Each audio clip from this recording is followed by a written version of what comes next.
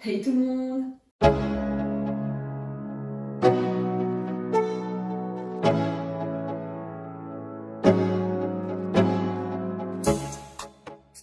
J'espère que vous allez bien. On se retrouve aujourd'hui pour un nouveau vlog rénovation. Si vous n'avez pas vu le précédent épisode, c'est celui où on a commencé à s'attaquer à la cloison qui vient séparer le dressing de la chambre. Donc je vais vous mettre cette vidéo en fiche en haut à droite pour que vous puissiez la voir avant de voir celle-ci, puisque c'est tout simplement la suite. On continue donc cette cloison, normalement même on la termine. Le but, c'est d'avoir entièrement terminé cette chambre à la fin de l'épisode. Et puis c'est à peu près tout, donc sur ce, je vous laisse avec la vidéo. On se retrouve aujourd'hui pour continuer à avancer sur la chambre et on a déjà un petit peu avancé en votre absence puisqu'on a repeint tout ce mur. Alors je sais que c'est pas hyper parlant vu que c'est du blanc sur du blanc, mais en tout cas on ne voit plus les 3 trous de prise qui étaient par là. Et il y avait aussi une fixation pour le radiateur, un petit trou de ce côté-ci. Donc ça, c'est nickel. La prochaine étape pour nous aujourd'hui, ça va être de repeindre le plafond. Parce que ça, on n'a pas encore fait. Et là, vous pouvez bien le voir. Donc pareil, étant donné que c'est du blanc sur du blanc, je vais pas vous filmer ça, je pense que ça sera pas hyper intéressant. Donc moi je vais m'atteler à mettre du scotch de masquage sur tous les murs autour. Je vais aussi faire les bords au pinceau et je laisserai monsieur faire le rouleau comme d'habitude puisqu'il fait bien moins de traces que moi. Et je pense que je vous reprendrai quand on aura terminé cette étape là et qu'on pourra de nouveau passer à cette cloison parce que là on a du taf. La peinture du plafond c'est terminé, comme vous pouvez le constater, on voit plus la délimitation qu'il y avait au niveau de l'enduit. Donc là, il faut que j'enlève tous les scotch de masquage, il faut qu'on remette les spots, il faut que j'enlève parce que comme vous le voyez, j'avais vraiment bien protégé tout le lit, mes moulures, etc. Et surtout, on va enfin pouvoir débâcher ce dressing. Parce que là, pour tout vous dire, ça fait au moins 2 semaines qu'il est bâché et franchement, au quotidien, c'est super chiant. Donc c'est vraiment une très bonne chose qu'on puisse enfin avoir accès de nouveau à ce dressing. Enfin, en réalité, il était encore un petit peu accessible. Là, tout à l'heure, j'avais mis un bout de scotch ici. Mais voilà, sinon c'était accessible en faisant ça. Mais bon, clairement, au quotidien, c'est hyper chiant. Et puis bon, ça signe aussi la fin de toute l'étape peinture dans cette pièce. Donc, je suis hyper contente. La prochaine étape, ce sera bien évidemment le papier peint. Mais ça, je vous en parle dès qu'on s'y mettra. Avant de commencer le papier peint, je voulais vous en parler un petit peu. Alors à la base, l'idée que j'avais pour ce mur n'était pas du tout celle qu'on va faire aujourd'hui. Je voulais un truc plutôt bleu en fait pour que ça aille avec les moulures qui sont au fond de la pièce, bleu et beige. Alors dans l'idéal, évidemment le même bleu, mais sinon un bleu qui ne soit plus clair ou plus foncé, mais surtout qu'il ait les mêmes sous-tons, histoire que ça se marie un maximum. Et comme vous vous en doutez, ça a été très compliqué d'en trouver un avec les bonnes couleurs. J'ai été faire le tour des magasins de papier peint qu'il y a à côté de chez moi, j'en ai fait 3. J'ai rien trouvé qui me plaisait du tout, ou alors ça n'avait juste pas les bonnes couleurs. J'ai trouvé 2-3 trucs qui me plaisaient sur internet. Je vais vous afficher des images du style que j'aurais aimé à la base. Le problème avec ça, c'est que comme c'était des papiers peints panoramiques, déjà ça coûtait une blinde. Heureusement, on n'a qu'une toute petite cloison à faire, mais malgré ça, dites-vous que pour une cloison de seulement 1,20 m de large sur 2,30 m de haut, il y en avait pour entre 300 et 400 € sans la colle. Donc ouais, c'était quand même vraiment cher. Et puis surtout, comme c'était sur internet, j'avais peur de les recevoir et de me rendre compte que finalement le bleu n'allait pas avec ma peinture. Donc, je commençais un petit peu à désespérer et je me suis baladée à Action pour acheter un truc qui n'a absolument rien à voir, pour un do-it-yourself que je vous montrerai dans une prochaine vidéo.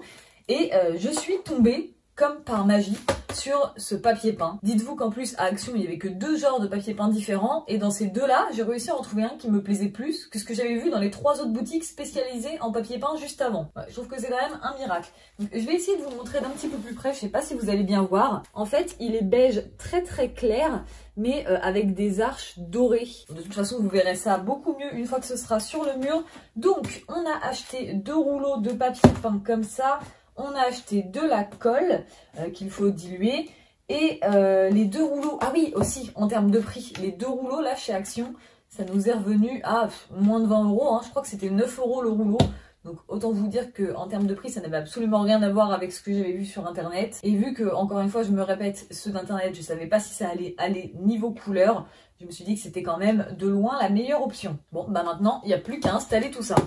On On commence donc par appliquer la colle qu'on a diluée avec de l'eau. Il y avait un guide avec la mesure exacte à mettre directement dans l'emballage en fait, donc c'était plutôt pratique. Et une fois que le mélange était fait, il fallait laisser reposer la colle 20 minutes avant de l'appliquer et la texture changeait complètement puisqu'elle devenait gélatineuse. On a décidé de l'appliquer au rouleau pour ce qui est des plus grandes parties, mais on s'est aussi servi d'un pinceau pour les plus petites zones comme les tranches qui sont sur les côtés de la cloison. Et on ne va pas faire tout le papier peint recto verso de la cloison en une seule fois, on va le faire en 2 fois comme vous allez le voir. Les laits du papier peint n'étaient pas assez larges pour qu'on ne puisse en placer que 2 sur une façade, donc on a dû le faire en 3 laits et on a commencé par celle du milieu pour pouvoir bien la centrer, ce qui va nous permettre d'enchaîner avec celles qui sont sur les côtés et on va même pouvoir les rabattre sur les tranches afin de ne pas avoir de toutes petites découpes et de toutes petites bandes d'à peine 5 cm de large à coller sur les côtés. Au final, on n'a pas réellement eu de problème sur cette partie-là. On avait bien protégé le plafond avec un scotch de masquage. La colle étant colorée en rose, ça nous a aussi bien aidé à savoir si on en mettait bien partout. Mais pareil, vous l'avez vu sur les images, elle devient assez rapidement transparente. Donc il ne faut pas trop traîner entre le moment où on met la colle sur le mur et le moment où on vient plaquer le papier peint. On vient placer le papier peint en haut et on le colle petit à petit tout en chassant les bulles d'air avec la brosse en allant vers le bas mais aussi un petit peu vers les côtés en diagonale. Et s'il y a éventuellement des bulles d'air à certains endroits, on peut venir ressoulever, redécoller pour replaquer ça correctement. D'ailleurs, vous verrez peut-être une petite bulle d'air au milieu sur l'avant pour l'instant, à l'endroit où il y a le trou des prises. En bas, on a profité du fait qu'il n'y ait pas encore les plinthes pour pouvoir se laisser une marge et pas forcément faire attention à une découpe précise au millimètre près. Et en haut, on a laissé une petite marge de quelques millimètres que je vais venir couper au cutter au moment où j'enlèverai le scotch de masquage. Vous l'avez vu sur la droite du mur, on a replié le lait pour venir faire la tranche. Donc maintenant, on va venir faire exactement la même chose sur le côté gauche. Une fois que ça c'est fait, on va venir couper le papier peint à l'endroit où il y avait le trou de la prise pour pouvoir l'enlever. Comme ça, on peut rechasser les éventuelles petites bulles qu'il y aurait autour de cette zone. On pense bien à venir passer aussi un bon coup d'éponge sur tout le papier peint, mais surtout sur les jonctions des laits, puisqu'il y a peut-être de la colle qui a débordé. C'est même sûr, de toute façon, quand on balaye avec la brosse, on balaye aussi un petit peu de colle. Et dans l'immédiat, on ne la voit pas car elle est transparente, mais avec le temps qui passe, elle risquerait de jaunir ou de se salir, donc il faut bien enlever tous les résidus.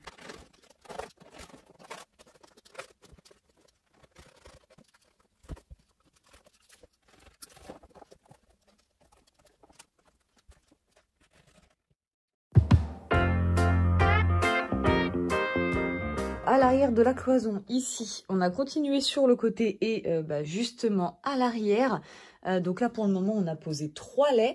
En revanche, de ce côté-là de la cloison, on a continué sur la tranche, mais on s'est arrêté dans l'angle. Puisque là, en termes d'espace, aujourd'hui, on va venir coller 2 laits ici et ça devrait arriver pile poil jusqu'au bout là-bas. Donc plus que 2 laits à poser et ce sera tout bon. Bon, en revanche, comme c'est de ce côté-là de la cloison et qu'il n'y a pas de place, je vais pas vous filmer ça. En revanche, je me permets de vous montrer ce que ça donne d'un petit peu plus près. Bon ouais, là pour l'instant on a remis la télé devant cette nuit. Mais voilà, on est assez content du résultat. Donc on va finir l'étape papier peint.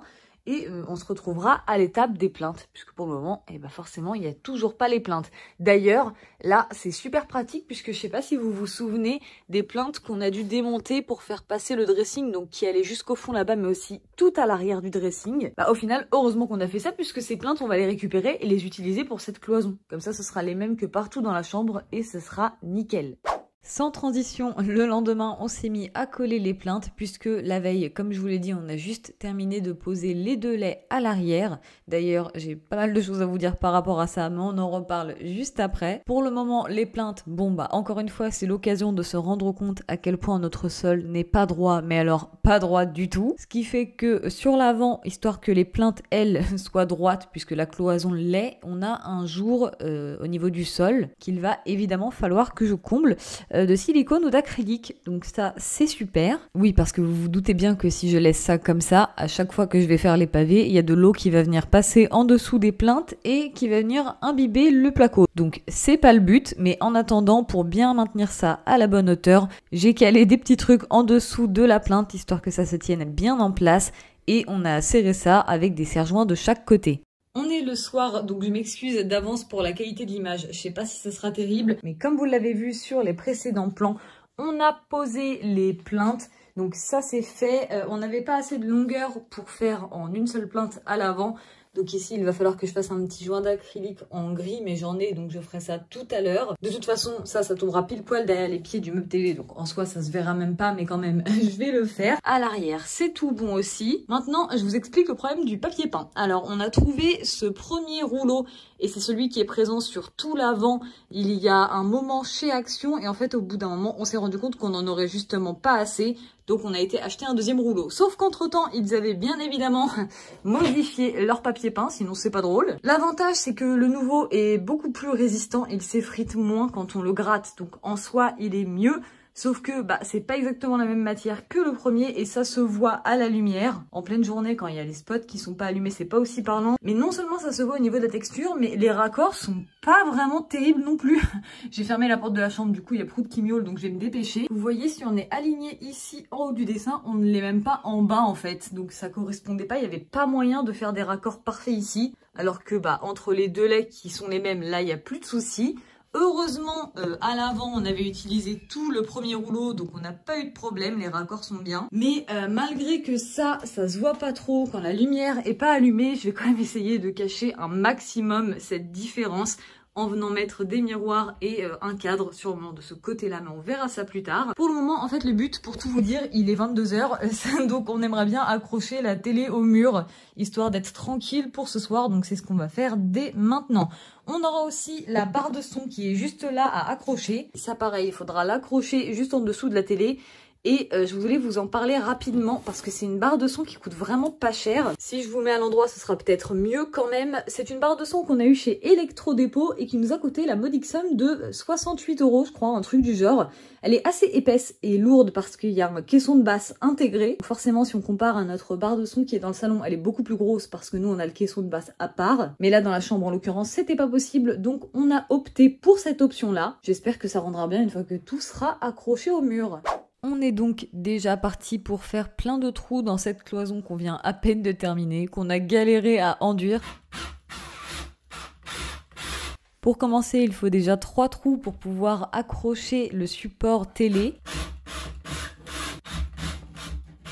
Et on a dû placer une cheville différente en bas de celles qui sont en haut, puisque en bas, comme c'est vraiment centré avec la cloison, si vous vous souvenez bien, c'est l'endroit où il y a les tasseaux en bois. Donc on a dû mettre une cheville pour du bois.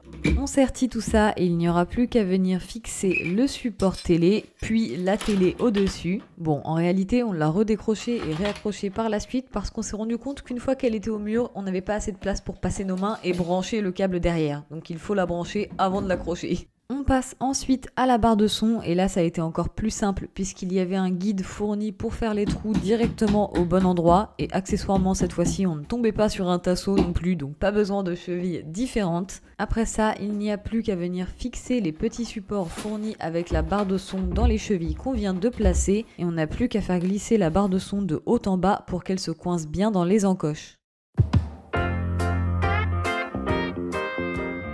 Le week-end qui précède la sortie de ce vlog et je voulais quand même vous montrer ce que ça donne de jour. On voit quand même un petit peu mieux que quand on a installé la télé et la barre de son. Je pensais clairement qu'on aurait terminé la chambre dans cet épisode, mais clairement j'ai été bien trop optimiste sur la situation. Ah oui, et c'est vrai que pour l'instant j'ai pas remis le meuble télé. Je vous montre ce que ça donne comme ça sans le meuble télé et je le remets comme ça vous pouvez comparer. Franchement je sais pas quoi en penser, autant j'adore ce meuble. Ah, il y a Prout qui rentre dans la chambre.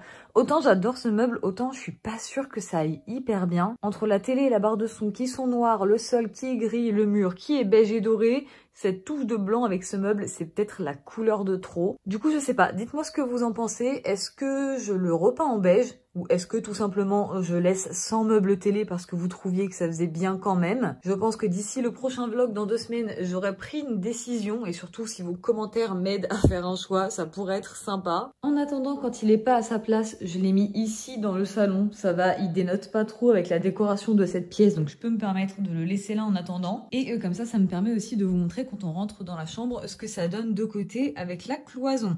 Par contre, j'ai pas renettoyé l'écran, il y a quelques traces de doigts de quand on l'a installé, il faut que je m'occupe de ça. J'ai pas non plus encore fait le joint d'acrylique ici entre les deux plinthes et aussi au niveau du sol. Ça pareil, je vais m'en occuper là, ça ce sera fait pour la prochaine vidéo. Pareil sur les côtés ici de la chambre, au niveau des plinthes, il faut que je fasse un joint d'acrylique blanc tout le long parce que là c'est vraiment très moche. D'ailleurs, c'est là que je me rends compte que c'était vraiment pas une super idée de faire mes ongles hier alors que je vais devoir faire de l'acrylique. En plus, j'ai eu vraiment la très bonne idée de faire du rouge, chose que je ne fais jamais habituellement. Sauf que bah forcément, quand je vais lisser mon acrylique, j'ai peur de faire des traces rouges sur le mur, donc c'était pas l'idée du siècle. Je vais devoir essayer de faire avec ces deux doigts là, histoire de prendre moins de risques. Ça, c'est vraiment le genre de petites finitions et petits détails qu'on n'a jamais envie de faire. Mais donc ouais, je fais l'acrylique gris ici, l'acrylique blanc sur mes plinthes là et là. Et comme ça, dans le prochain épisode, on va pouvoir terminer à 100% cette pièce. Déjà, j'aurais donc fait un choix, je pense, sur le meuble télé. Et pour ce qui est du problème avec le papier peint, à l'arrière, j'ai trouvé une solution. Je vais vous afficher à l'image des miroirs qu'on trouve chez Ikea. C'est des tout petits miroirs, je crois que c'est du 30 par 30 si je dis pas de bêtises. Très fin, très plat qu'on peut venir coller au mur. L'idée, ça va être d'en prendre pas mal pour venir faire quasiment tout le mur en miroir. Enfin, pas tout le mur, mais je pense qu'on laissera peut-être genre 20 cm en haut, en bas et de chaque côté, mais quasiment tout le mur en miroir. Donc ça viendrait cacher bien ce raccord vraiment pas fou. Donc ça, il va falloir que je passe commande. Au prochain épisode, on s'attaquera enfin aussi à ces baguettes là qui traînent par terre depuis, puisque c'est celles qui vont venir finir le dressing à 100%, que ce soit sur les côtés ou pour aller jusqu'en haut au plafond. Au passage, si je replace le meuble télé, je vais aussi en profiter pour le décorer, et donc tout ça viendra conclure cette chambre à 100%.